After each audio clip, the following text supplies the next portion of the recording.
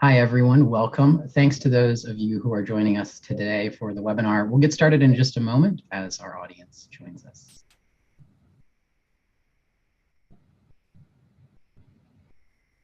Welcome, everyone. We'll get started in just another moment. Thank you for being with us for today's webinar.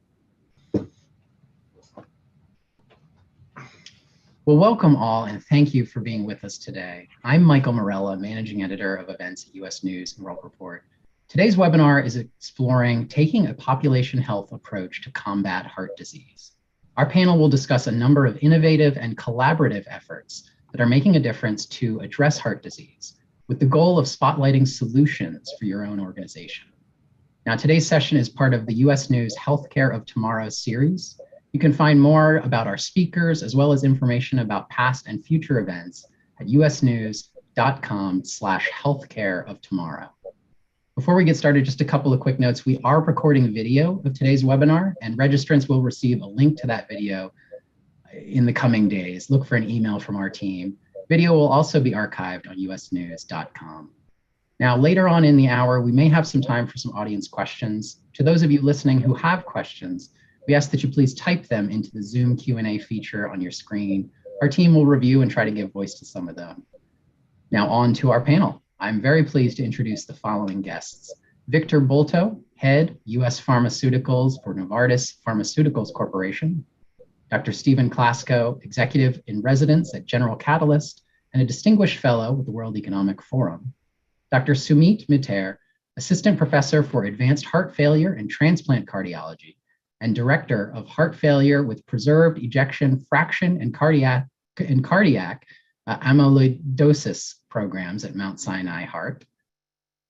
Also, Dr. Sharon Andrade Buckner, Assistant Professor of Clinical Medicine and Associate Program Director of the Cardiology Fellowship Program at the University of Miami School of Medicine. Welcome to you all, and thank you for being here, panelists.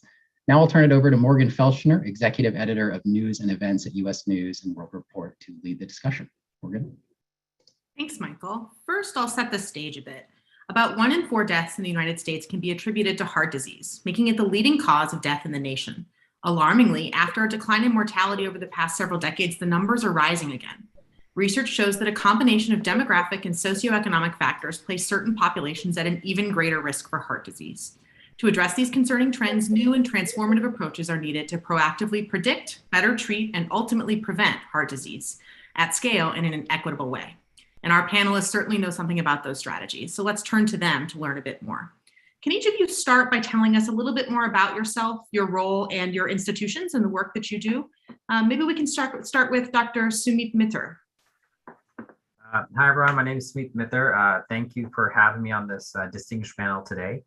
I am at Mount Sinai Hospital in New York City, and my role here includes evaluating heart failure patients before and after heart transplantation. And part of my niche, my clinical niche, is I see patients with heart failure preserved ejection fraction, mainly where the heart can't relax well, it squeezes but can't relax, and also other disorders that actually invade the heart muscle, sometimes with a genetic predisposition. And that leads into disparities work, understanding people based on their genetic background. Thank you. Dr. Stephen Classico. Well, thank you. And thank you so much, Morgan, for this topic and for inviting me. A lot of the work we'll talk about is when, until December 31st, I was the president and CEO of Thomas Jefferson University and Jefferson Health, which was an 18-hospital system and a 2-campus university that really looked at Philadelphia and said, gosh, we have 5 academic medical centers, but we have among the greatest gaps in health equity in the country. And we found a great partner in Novartis and heart disease, and we'll talk a little bit about that when we started the Philadelphia Collaborative for Health Equity. This year, I moved over because I recognized that I was doing a lot of work on the tech side, and a lot of the $30 billion that's spent on tech is just making the wealthy healthier. So I work with General Catalyst and Sheba Medical Center and the World Economic Forum in seeing how we can turn population health, social determinants, and health equity from philosophy to the mainstream of clinical care and payment models. Thank you. Victor Bolto. Well, thank you very much, Morgan. As I said, I'm Victor Bolto, head of U.S. Pharmaceuticals at Novartis, and I'm really grateful to be here today. I wanted to thank all the members of the panel. I'm really honored to be sitting with you on this discussion today, as well as thank our audience for taking the time to joining us. Our purpose at Novartis is quite straightforward. It is to improve and extend people's lives by addressing some of society's most challenging healthcare issues. And as the #1 leading cause of death in the US, cardiovascular disease is at the forefront of that mission. And we also recognize that if significant changes are not made to curtail the rising incidence of cardiovascular disease, that burden is likely to overwhelm society, starting with those who are more disfavored, right? And the research projects that by 2030, we'll have over 1 million Americans dying every year from cardiovascular disease, right? And therefore, that constitutes a very powerful call for action, particularly when it comes to thinking how can we address that problem at scale, and also equitably, as Dr. Classico was mentioning. Thank you. And Dr. Sharon Buckner.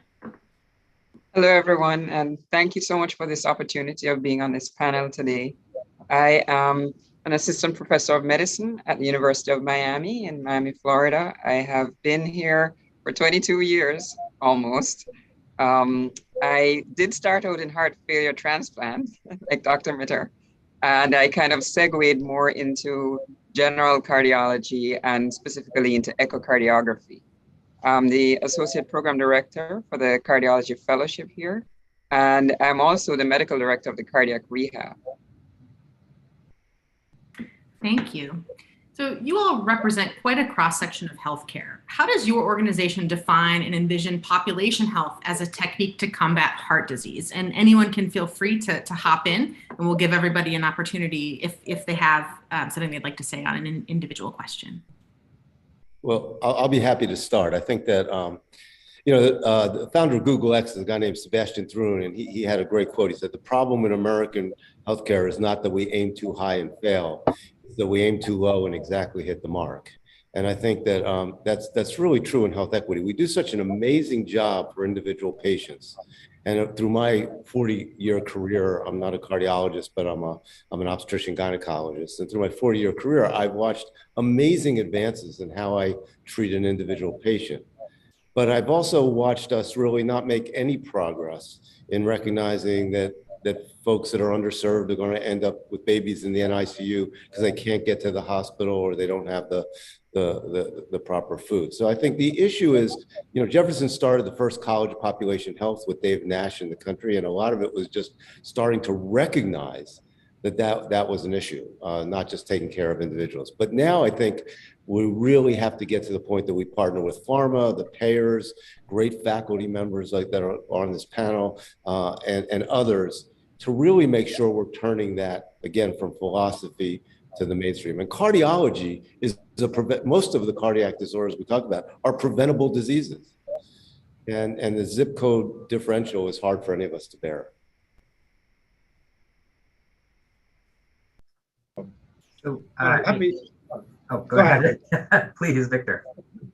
No, I was just going to add, right, to Dr. Classico's perspective, that if you take cardiovascular disease, one of the challenges is that it's a complex, chronic, and asymptomatic disease, which makes all these problems even more challenging. And one thing we've learned, at least from our perspective, at Novartis, we basically develop innovative medicines. That's at the core of what we do. But we quickly realized our responsibility goes well beyond that. We cannot just develop a medicine if it's not addressing the population that is supposed to help because of any, lack of education, lack of access to medicines, lack of affordability. We are responsible for that. We feel responsible for that as well. And as such, and Dr. Classico, you were mentioning this, we cannot go about any of these challenges individually. Right? We have to partner with all the different players in the ecosystem, some more obvious, right? Like working with healthcare professionals and healthcare systems, but some less obvious, right? And we can talk about this later, about, how can we even attack social determinants of health as a key challenge, right? And what is our responsibility there to contribute to a meaningful and enduring change for generations to come, right? We understand as well this is a generational issue, and it includes how do we, get to quality of care improvement. There's probably policy reform needed as well, right? Because today the incentives in the system actually are not getting us to a place where we can have a meaningful impact or shoot for the stars, as Dr. Classico was mentioning, and that is to include as well community education and activation. And we are working and starting to work to explore all the avenues where we can do that meaningfully at scale as well. The word scale is an important one, but also equitably.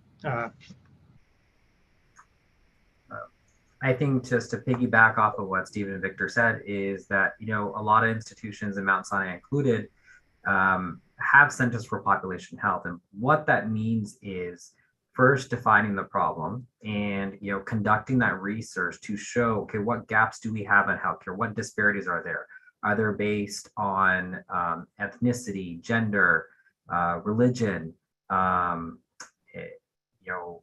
does something that disrupts the economic system, exacerbate disparities or magnify them? So define the problem, and then along with health policy and population health research is to then take the problem that you define and see what interventions can actually affect an outcome and create evidence-based guidelines to then implement treatment programs that can not necessarily only be in the hospital setting, but shifted out to the community. Whether we are working with pharmacists, community healthcare workers, people that can engage with so many patients that, out in their own environment and bring them into the healthcare fold. Not everything has to be done at a quaternary center. And it's how do we create those programs to deliver care to people in their communities and make sure that they can also work with people who understand their backgrounds and their cultural mores. And that's part of the equity in care that we want to define and deliver. Let's dig a bit more into some of those specific examples of programs. Dr. Andrade Buckner, do you want to handle this one? As Dr. Mitter was saying, in the university setting, there is the role for research, education, as well as community outreach, and sort of liaising with all the policymakers at local level, at state levels.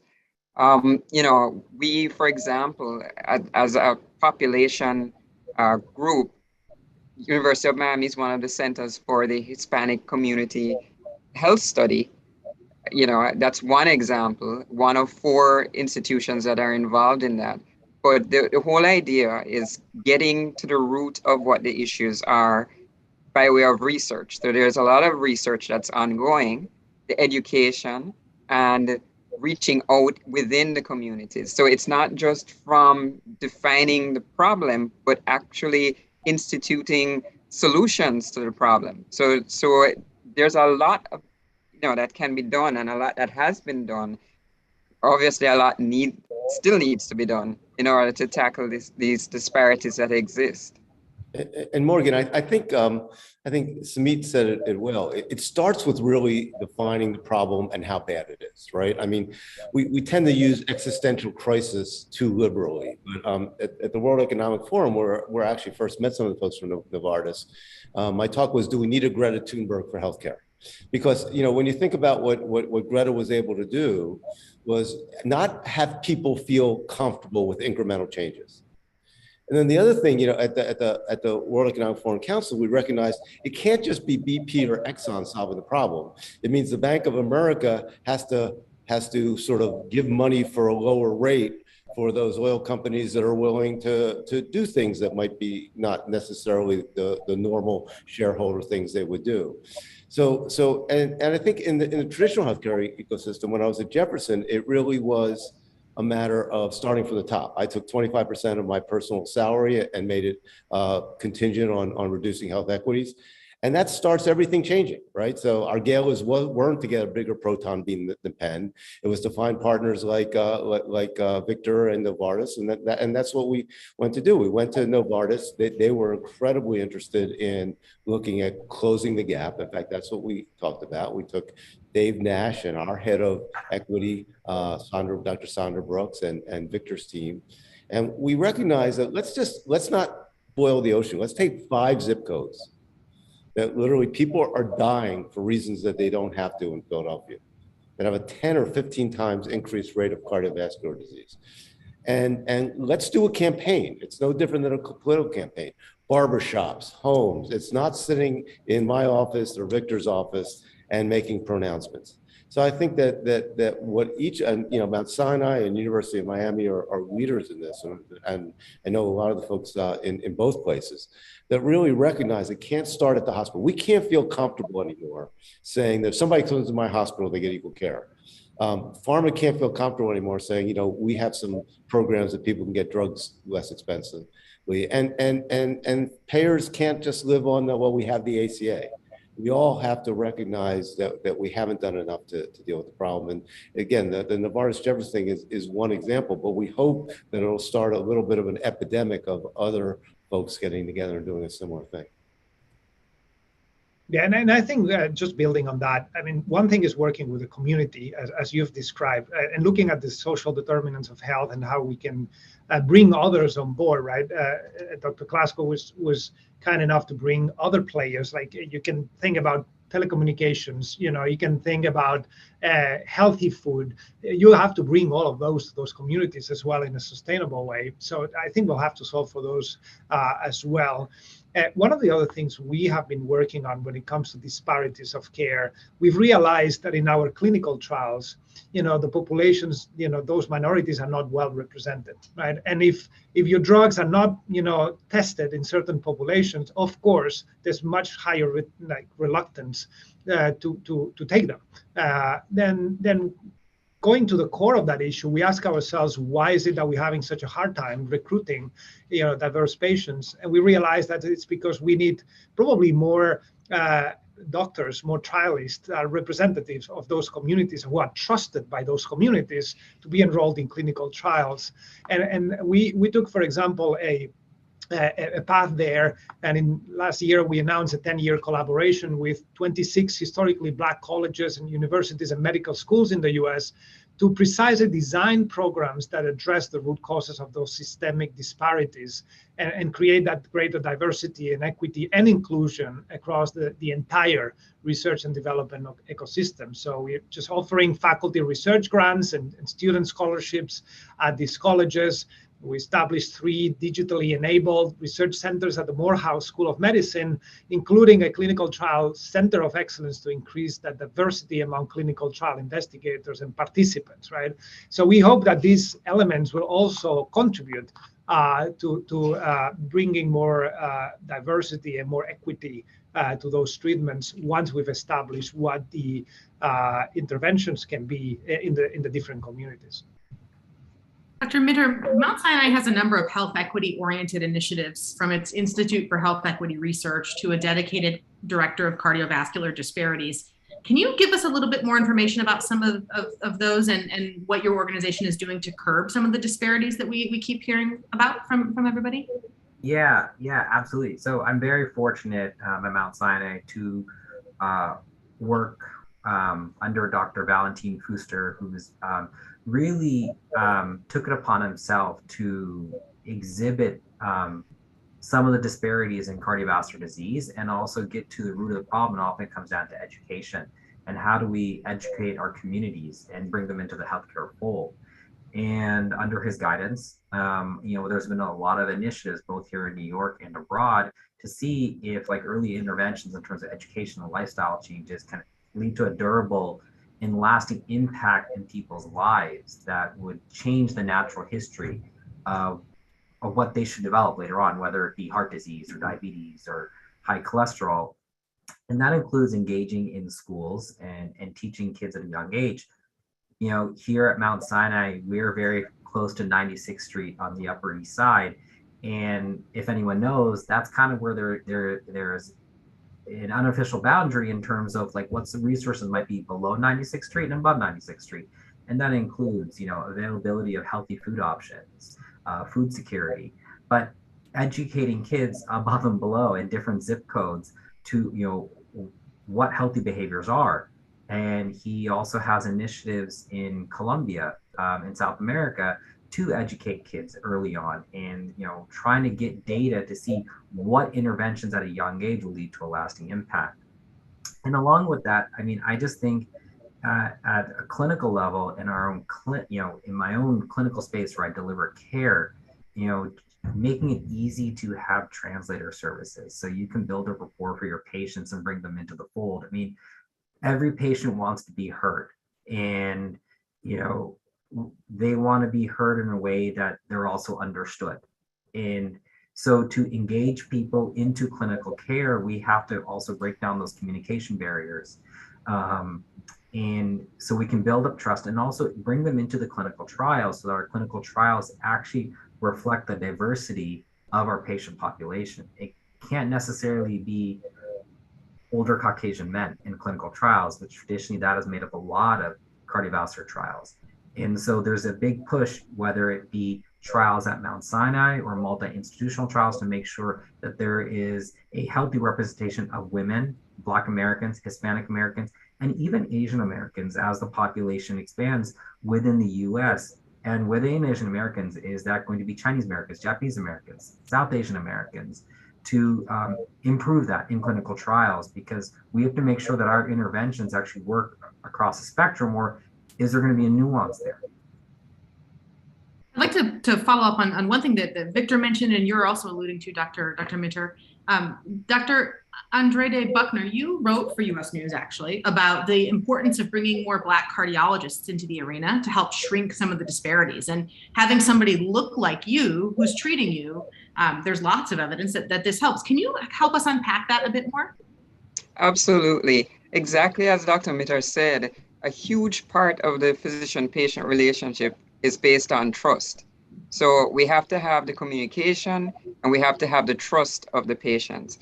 And just like you said, studies have shown that there is improved trust when there is concordance racially between the patient and the provider. Some of this, of course, is based on, feelings of discrimination in the past and so on, and biases that do exist. But it's the reality, and this is how the patients feel.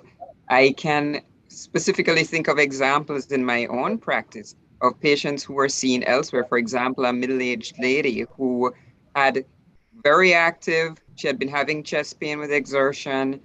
When she was on the treadmill, she underwent a stress test was abnormal, and she was advised to have a cardiac catheterization. But the trust was not there. So she left, she came to see me, and thankfully, we were able to build trust in a very short time frame, and she had the catheterization the next day. She had a blockage of one of her main coronary arteries and actually had bypass surgery.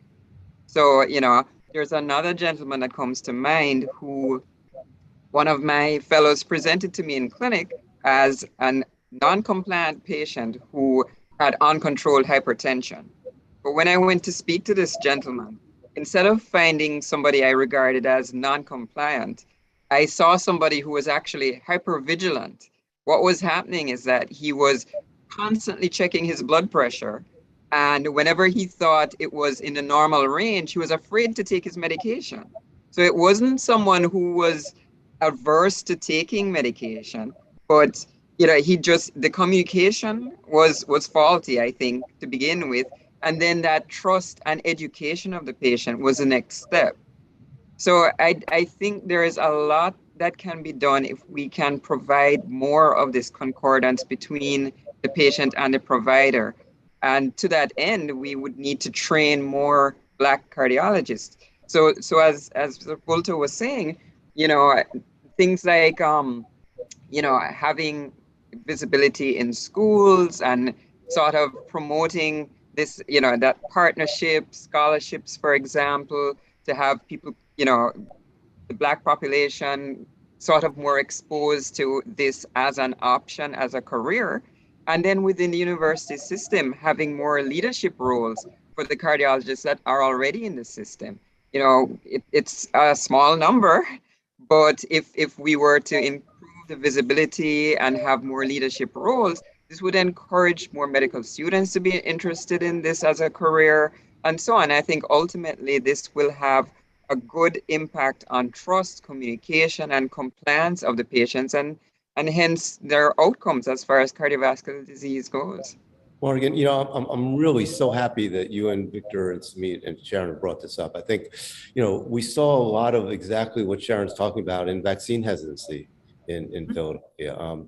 You know, we had something called #RealTalk where we made sure that the folks that were talking to people looked a lot more like the people. I was on a radio station every Sunday. I still am for the last 2 years, every Sunday at 8 a.m., predominantly African-American audience.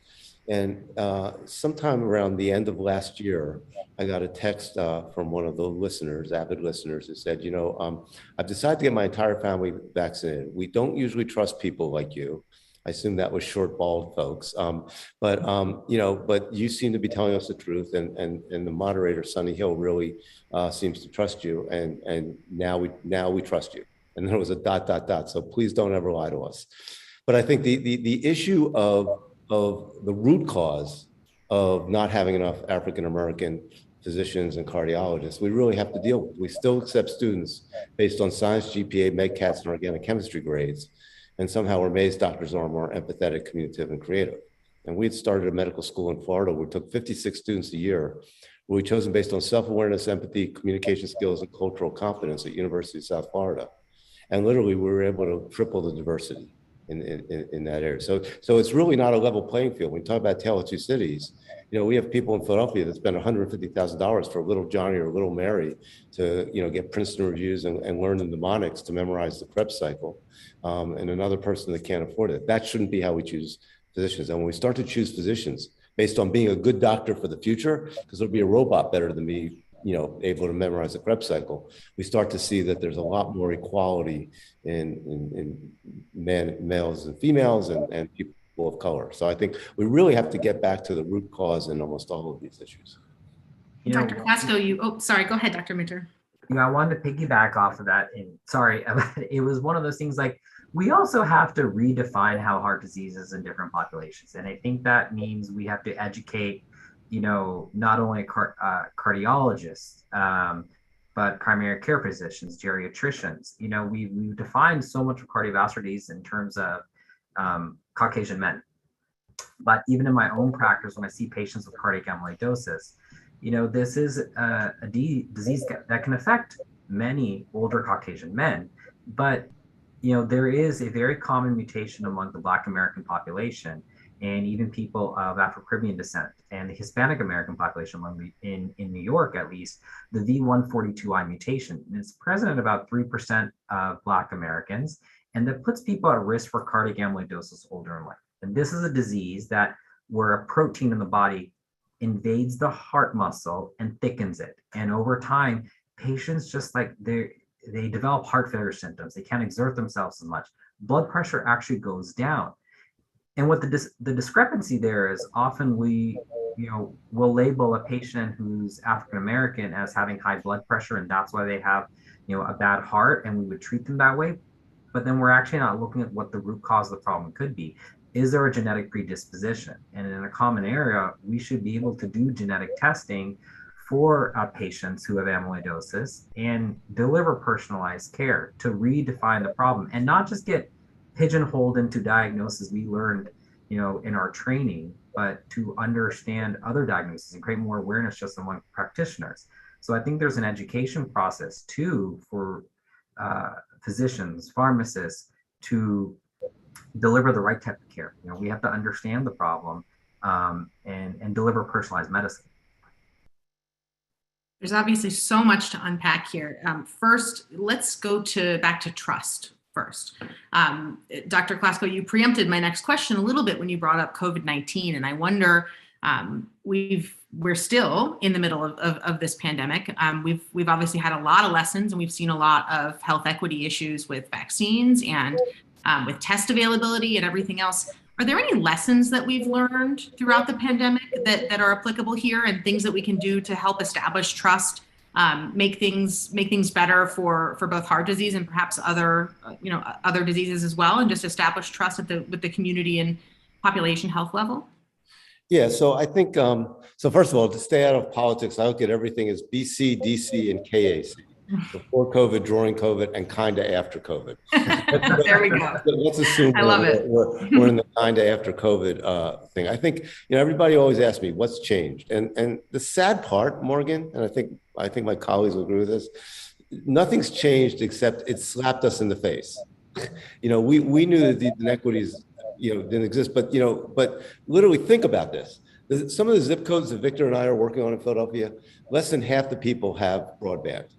So think about somebody, back in March or April of 2020 that was just able to watch TV and say, do not go to the hospital because, people are dying there, and now has chest pain. Now, people in wealthier zip codes, Morgan, had, our program, Jeff Connect, which went from, 2,000 visits a day to, 20,000 visits a day, or Penn Connect. We were advertising all over the place. But the fact is, those people literally were told not to go to the hospital, didn't have any access, went to sleep and said, I'll probably be okay. And we probably had people die of myocardial infarctions that didn't need to, just because of the zip code they were in. So I think that the untenable part to me, when running Jefferson, was that I would often go to the nursery and I'd see a baby, two beautiful babies, one going to Gladwin, which is in the suburbs, and one going to somewhere in North Philadelphia, and recognizing that baby was going to live 20 years longer than the other baby. So I think what COVID showed us is, as a country, as a country, we have to deal with the issue. Broadband should be an absolute. And I know it was somewhat included in the infrastructure bill, but we have to get to the point that broadband is like electricity and plumbing. It is a utility. That's a key for health. The second thing is, and in the world I'm at now of tech, and my colleague Hemant Taneja has written a book called Intended Consequences. We have to recognize that trust is more important than technology. I couldn't agree more with what was said. And we have to understand that unintended consequences are not unintended if you know they're going to happen.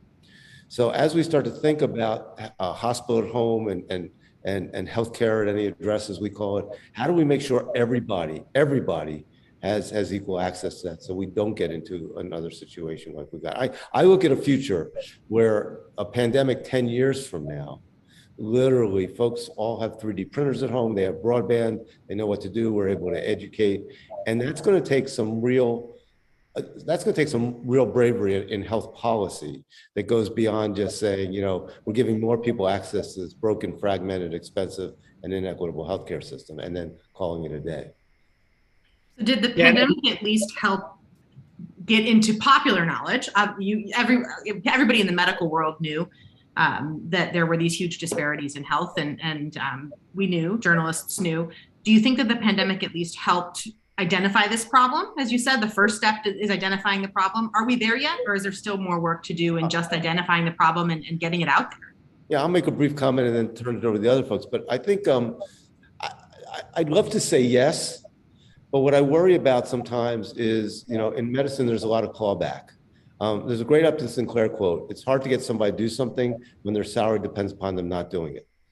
And until we have different payment models, where all three of us are getting paid to reduce health equity, not that it's a hobby or not that it's something we do outside of this. I don't think it's going to change that much. So it's great to have folks in pharma like Novartis that have taken this on. Ken Frazier from Merck gave us $5 million for our Collaborative for Health Equity, because where he grew up, he recognized that there was a 10 times increased risk of getting a stroke compared to where he lived now in Philadelphia. So we're starting to see some real leadership there. But until we have different payment models, where I'm not just getting paid for sick care, and Novartis isn't just getting paid per drug, and each of our faculty members aren't getting paid in RVUs. Until that fundamentally changes, I don't think the pandemic's going to have all of us go, aha.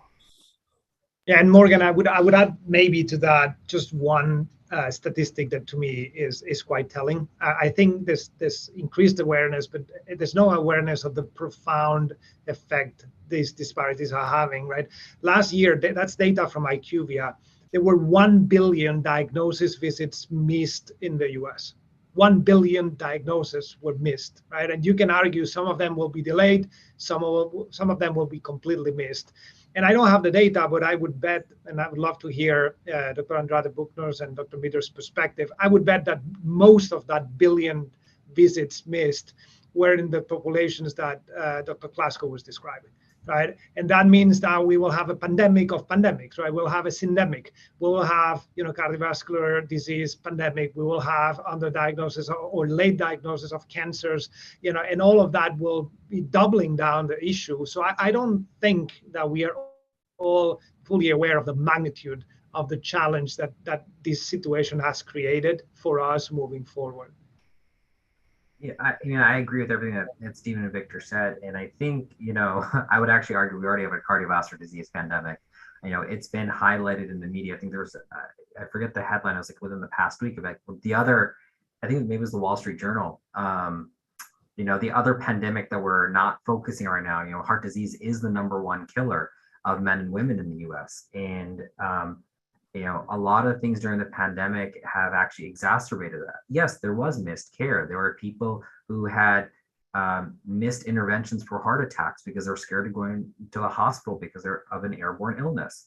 Heart failure outcomes, people in my own clinic, and even what evidence shows is that patients weren't necessarily getting their meds on time, taking them appropriately, not having the follow-up care, and we couldn't necessarily intervene at the right time. So that is worrisome. But I think some of the things that Stephen speaks to is, we need to give people broadband, break down those barriers. At the end of the day, we're talking about an infrastructure investment. And so, we got to build bridges and roads. We also have to invest in health infrastructure, and that is public health. And that's how we create a system that is inclusive of patients to develop those programs. We can't necessarily let, funding expire for certain public health interventions. Otherwise, we won't keep people in the fold. That's my greatest worry. And, every single year, I wonder what's going to happen with this, the global burden of disease. It's published in the Lancet, looking at, what illnesses are ailing people the world over. And we look at quality adjusted life years, based on a certain type of disease, how has this affected your quality of life and how well you can live? And what do you miss out on having that type of disease? My biggest worry with the pandemic is, there's even a new report of increasing diabetes diagnoses 1 year after a COVID diagnosis versus patients who didn't develop a COVID infection when they looked at age match databases. And diabetes, it leads to higher cholesterol, more heart disease, stroke, heart failure. My concern is that's going to affect the general population quite a bit, and we have to make sure that we have the interventions and tools in place to help patients, not just with the catastrophic care for COVID, but also for chronic disease before COVID and chronic disease after COVID. We call it that to your points, Amit, that the pan-didn't might be worse than the pandemic. I didn't get my mammogram, I didn't get my stress echo, et cetera. Mm-hmm. So we talked a bit about missed care because of the pandemic. One thing that I'm not sure if we know a lot about yet are what are the long-term impacts, heart impacts, outcomes relative to COVID? Do we have any information on that yet? Or is there anything that concerns you? Well, there definitely are a lot of cardiovascular complications from COVID. And a lot of people are dealing with the long haul version of COVID now. Our echo volume in the lab has increased exponentially with all patients coming in complaining of chest pain, palpitations. We know it can cause myocarditis. And even when we were looking at a study on athletes, we were able to pick up patients who had minimally or asymptomatic COVID who actually did in fact have involvement of their myocardium in terms of inflammation. So we know that there is a lot of impact, and it's yet to be seen how much of this, is going to manifest down the road. Yeah, I mean, I think what Dr. Robert Buckner is saying is, we've seen increasing rates of arrhythmias. It's not just heart attacks or people being admitted with worse heart failure outcomes because they missed care. But, in terms of long-term effects, more atrial fibrillation. And then atrial fibrillation puts you at risk for worsening heart failure or strokes. And along with that, patients have to make sure they're on the appropriate anticoagulation or blood thinner. And so there is a downstream effect of all of this. And frankly, the dysautonomia, autonomic dysfunction associated with long haul COVID, patients having a lot of postural tachycardia, not being able to mount the blood pressure. I think the jury's still out as to what that means for a lot of people, 1 year, 2 years, 3 years out. So we're just starting to see a glimpse of it now. I think the next few years are going to be very informative and eye-opening. I think it's interesting too, because that the disparities come in there as well. We're starting to see this, but when does it trickle down and get to the people that potentially had COVID and are already facing health equity issues? I think one component of this is building greater awareness. Victor, do you want to talk a little bit about that and what the role of healthcare organizations in patient education and engagement? How can and must institutions get involved and make this problem better?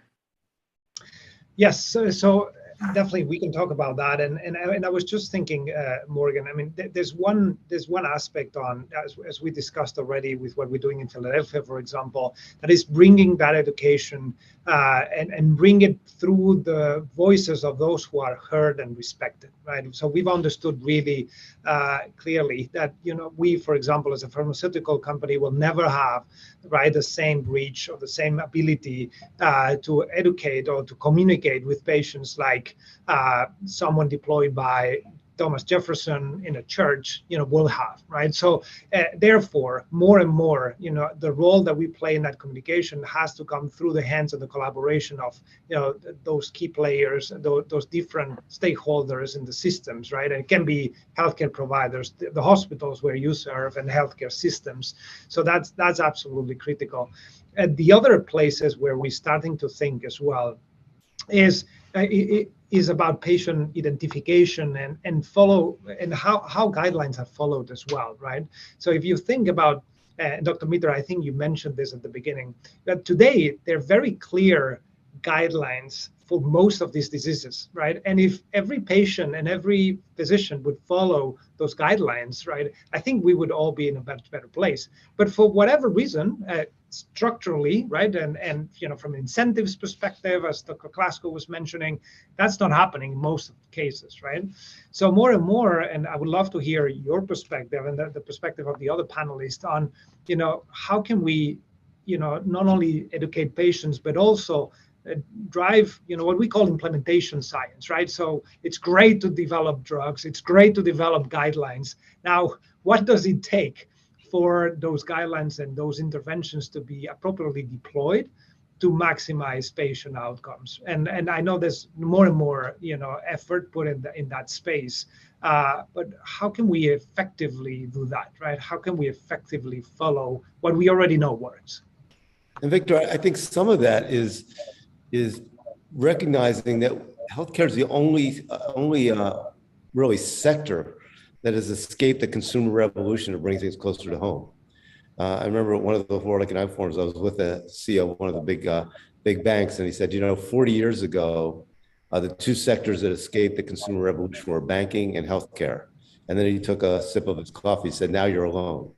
If you just think about COVID, I mean, I'm 68 years old. I'm older than anybody on this panel, but 30 years ago, we would have been talking during COVID about how you can't line up on Friday to deposit your check.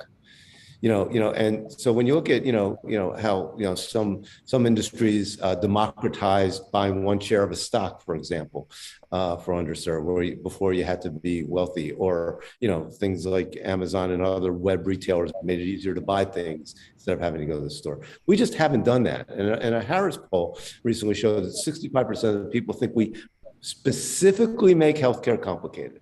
to make it harder. And that's not true, obviously, but the fact that's the perception. So, look, I think that's why I'm so excited about trying to be in the tech sector, assuming that the folks that are doing that $32 billion is being spent on tech transformation really is responsible innovation. If we can get care closer to home, I'm going to get back to my specialty of high risk obstetrics, right?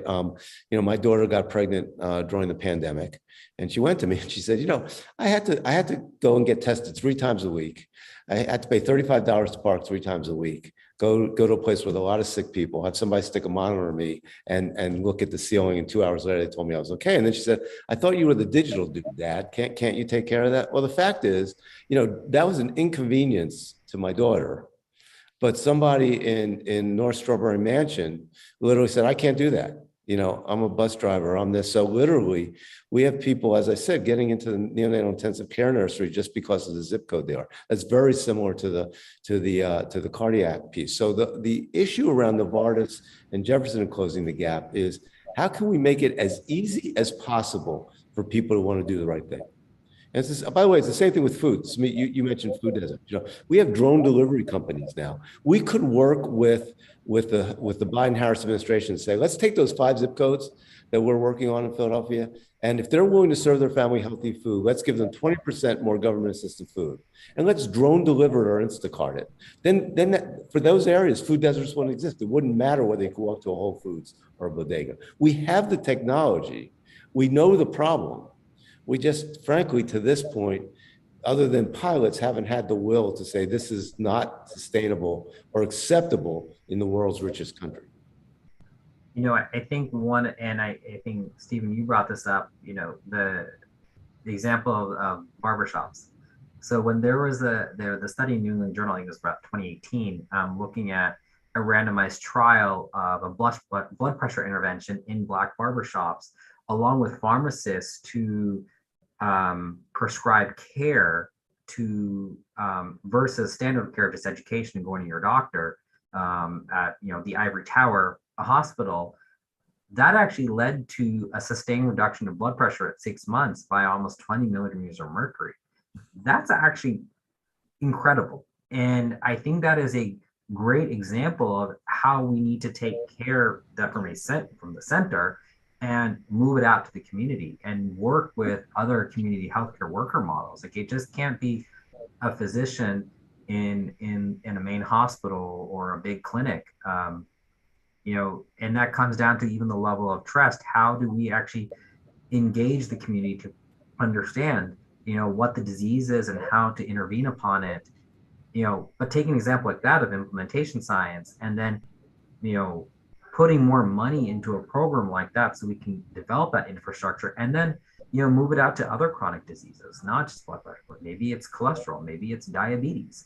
But along with that, couple with digital health innovations, make sure blood pressure cuffs and glucometers are out in the community.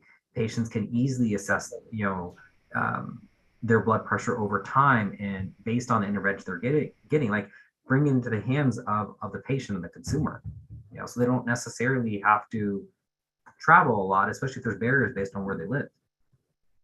The question is that quite often, or almost always, we never measure the success of the implementation of what we do, right? Beyond small pilots. And the question goes back to policy, right? I mean, recently CMS, and I'm sure many of you have seen, right? The cholesterol treatment and management was added to the CMS quality payment programs measures and activities for cardiology. In the past, only the activity of measuring cholesterol or giving a patient a certain medication was included. Now they're pivoting towards outcomes, right? How successfully do we follow the guidelines? I believe that measurement and reward aligned towards doing the right thing, to Dr. Classico's perspective, can be the key here. Now, how feasible, how much effort would it take to get everyone to that place? Well, that's the biggest question, right?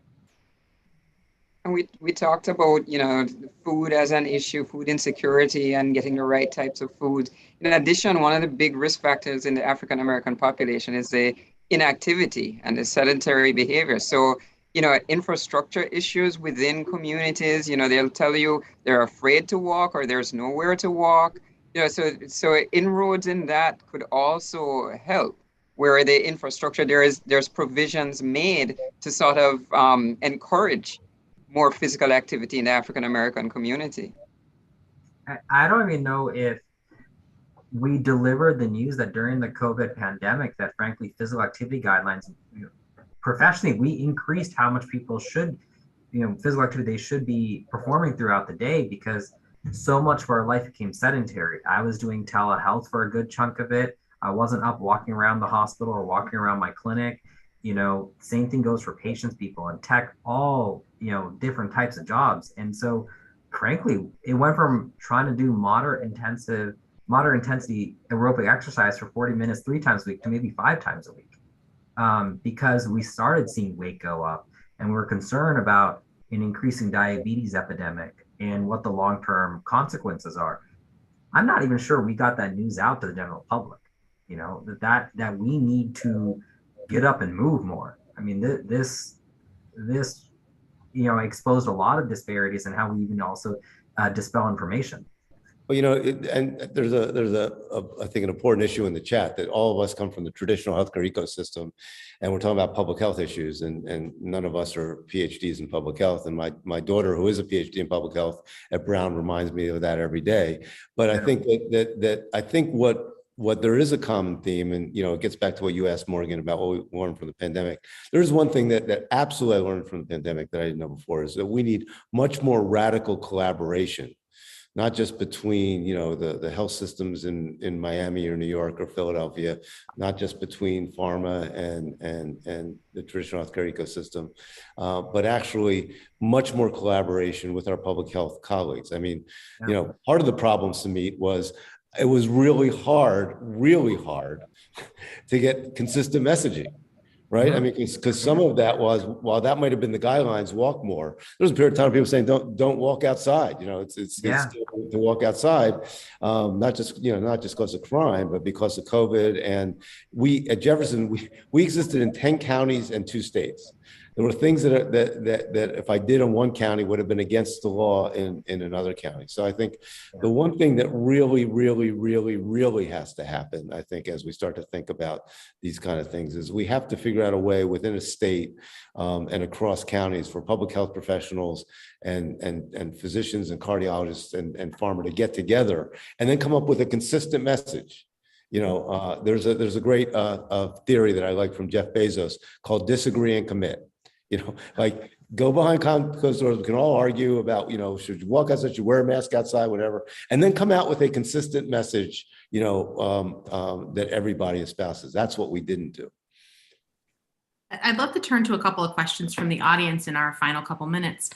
One question, we've talked a lot about the role of different health professionals. One audience member asks, what is the proper role of dietitians in improving outcomes through culturally competent and evidence-based nutrition?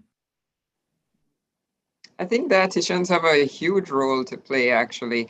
And unfortunately, in my experience, we have somewhat of a paucity of it. We don't have enough to go around, because I hear very frequently from patients when they're referred to, again, it brings out the whole disparity issue. When they're referred to dietitians and they come back and they tell me, well, what do they know about what I eat because of the difference in diets? So that perception is there as well. So even within that, I was talking about having more Black cardiologists. I think I would expand that to nutritionists too, because I think they have a huge role to play, and sort of knowing culturally the diet, etc. I think they can better connect, and the messaging may get across even better to the patient. Yeah, and I think anybody that can connect with the patient, we at Jefferson, we did something called hotspotting, where we took that 5% of people that uses 50% of the resources, predominantly underserved community, and we did this thing that seems logical, but we actually talked to the patient. We would send folks out, community health partners, dietitians, whatever, into the homes to talk to the patients. And very often we found the reason that they came to the ER 10 times in the last 6 months and used those resources were things that were easily handleable if we started at home. I can speak from personal experience. My father's had 3 heart attacks, 2 in America and 1 in India. And I remember after his first and second heart attack, he always met with a nutritionist, but one was in Connecticut and another was in India. And for the dietitian then to break down his diet and audit everything that my parents ate, in my father's native language of Punjabi, for my mother to listen in, for them to figure out what structural changes need to be made to their diet, that led to a lasting impact as opposed to some of the interventions here. And that's not to say it can't be done. It just, the system wasn't designed that way. So to have nutritional interventions and education and to hear it among people who understand what your background is and what the common food sources of your diet are, I mean, it leads to a lasting impact. And I just see my own personal experience, but it also just makes sense at the end of the day. Like, why wouldn't we do that? You know, I don't think it's enough to sit there and like, here's a plate and everyone's going to obey this plate and that's their diet. Okay, so what composes that plate? What's in it? What are the food sources? One last audience question. Does educating communities mean improving health literacy? And how do you build this kind of awareness and understanding in communities where poverty, environment, et cetera, affect health?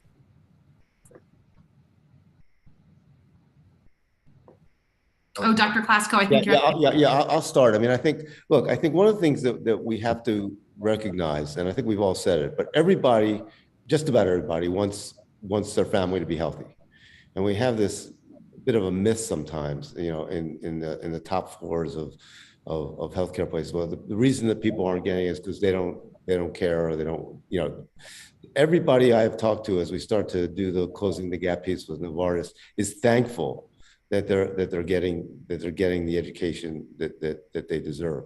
We have to recognize that how we get out to different people is different, right? And by the way, that's something we don't do well in healthcare, is consumer segmentation, right? You guys are great at that at US News and World Report. You know how each of your readers do. We say we're patient-centered. Well, who are we patient-centered for? So how we communicate with folks and how we educate without it being prescriptive or paternalistic and culturally competent is really the key in my mind. I think health literacy is obviously, you know, very important. You know, I welcome when patients are engaged, when they actually bring information to me and they want me to break down things with them, whatever they've read. And, you know, what that shows is that we're going to meet in the middle somewhere to understand each other and how we're going to work as a team to affect care in their life. And, you know, my role as a provider is to help give them the tools to improve literacy of their own diagnoses, but also tools that will educate their family members. Realizing, and with the ultimate goal is that then that information also gets, you know, spread to other people at a community level. And that's the ultimate goal here. So we can bring more people into the mix and again, just come to the middle on how we're going to work as a team with our patients. We're almost out of time, unfortunately, but do you have any final words or calls to action for our audience of healthcare leaders in particular? And I'll give each one of you a chance to answer before we wrap up. Well, look, I think you put it well, increasing awareness. I'll put it, you know, somewhat back on you. You guys have done such a great job at US News and World Report of reflecting quality into you know, your rankings and that kind of thing. I think it'd be great to think about having a health equity ranking of, you know, of healthcare systems, and really have that be either a more major part of your traditional rankings or maybe a ranking on its own. Those are the kind of things that putting it front and center in everything we do. You're involved in healthcare. You know, Victor's involved in healthcare. All of us are involved in providing healthcare. It needs to be front and center, and it needs to be how physicians and leaders are also incentivized. We can't be having things on our website and then have the CEOs of the hospital be incentivized, you know, for things that are totally opposite. And Dr. Classico, we have started looking into hospital health equity. It is not a part of our overall rankings yet, but we have started looking into it. So we agree, you're onto something. Thank you. Well, I like that very much. And Dr. Classico, I think I'll steal another idea as a key conclusion, one of your ideas, which is how do we make it easier for everyone to do the right thing, which speaks to, you know, defining pathways, defining interventions, but most importantly, aligning incentives, not for pilots, right? But for sustainable change over time. And that, of course, has to do with how we pharma do things, how healthcare systems do things, how payers do things. Today, we seem to be incentivized to do the wrong thing or to make things more complex. Let me put it that way, right? And I mean, without blowing the whole system up, which obviously is not realistic, but how do we little by little, right, start, incentivizing those things that end up resulting in better patient outcomes at the end and anchored there? Because today, I think we're measuring many intermediate activity metrics that don't necessarily lead up, to your point, to number one, appropriate outcomes, but also equity. And I think that would be a good intervention. So I walk away with that sentence, right? Making it easier for everyone to do the right thing. Yeah, I mean, I think, COVID disrupted a lot of ways that we all conduct our lives. And, not trying to blow things up, as Victor just mentioned, but I think we can disrupt how we view healthcare and how we're going to implement change, and some of the interventions or the implementation science that we want to explore. I mean, the part of the call to action is like, well, maybe let's look at other examples. Maybe it's not here in the United States. There are other countries that have used implementation science to deliver blood pressure control and cholesterol management for populations that are spread out away from big medical facilities, because there's not as many in certain parts of the world, to learn from those examples and maybe bring some of those programs back here to the US. So we can kind of disrupt the conversation of how we've delivered care, and learn from our peers in other countries.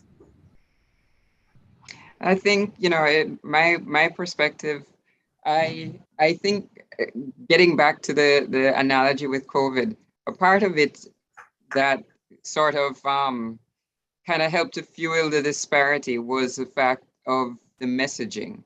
And, what I would like, again, along the lines of trust and communication, I think I would like to get to the point where, the health literacy is of such, that's one. And two, there are enough providers of a diverse nature that can give that message and improve the trust, improve the compliance.